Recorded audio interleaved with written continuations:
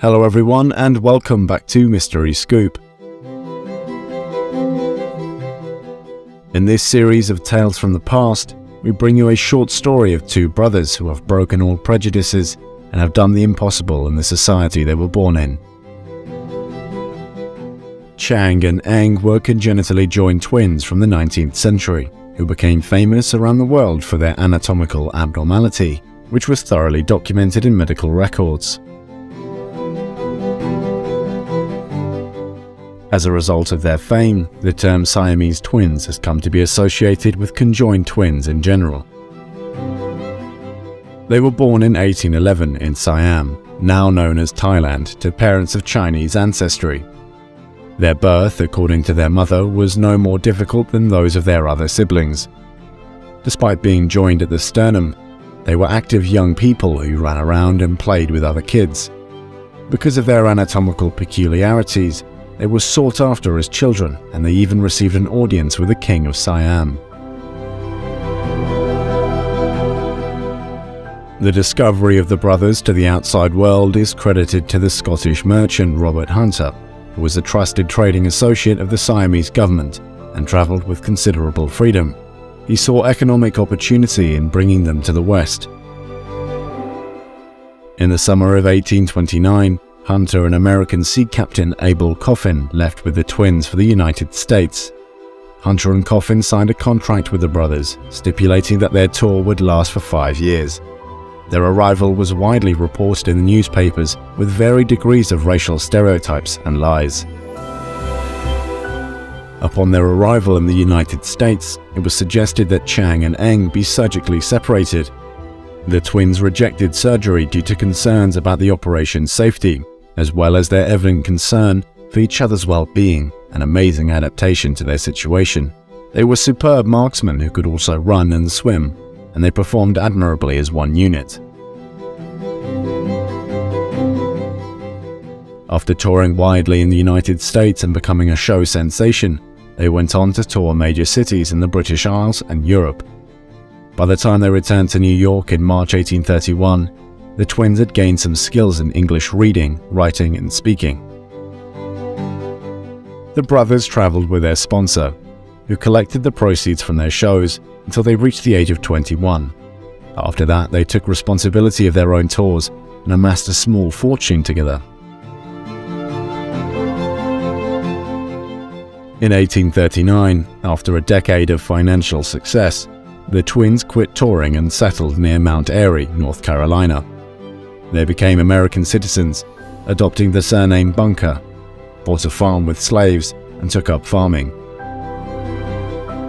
In April 1843, they married a pair of sisters, Adelaide and Sarah Yates, and fathered 21 children, several of whom accompanied them when they resumed touring. Chang and Eng's respective families lived in separate houses, where the twins took alternating 3-day stays.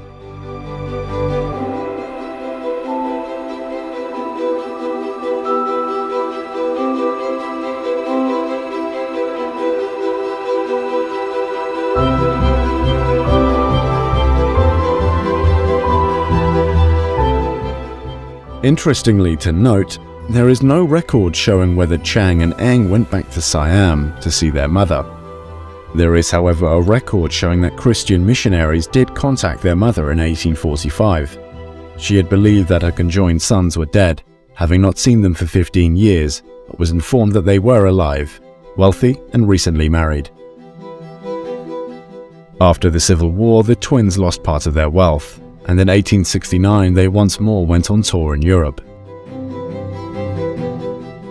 Chang, who was moodier than Eng, had started drinking heavily. In 1870, whilst returning to the United States from their successful tour, Chang had a paralytic stroke. Some 4 years later, during the night, Chang and Eng died at the age of 62.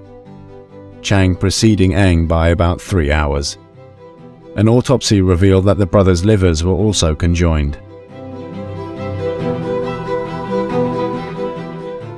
Their bodies were buried in the cemetery of the White Plains Baptist Church near Mount Airy in North Carolina. There is a cast of their conjoined body that is displayed at the Mutter Museum in Philadelphia.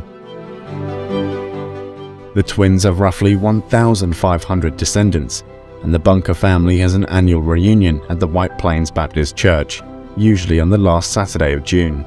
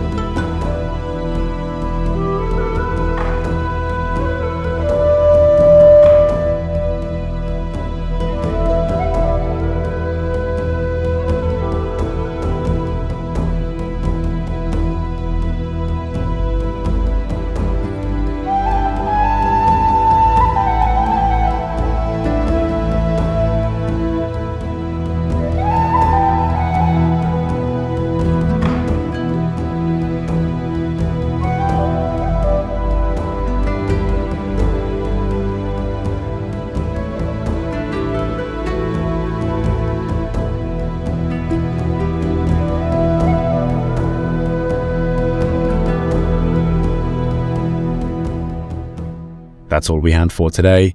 We hope you enjoyed.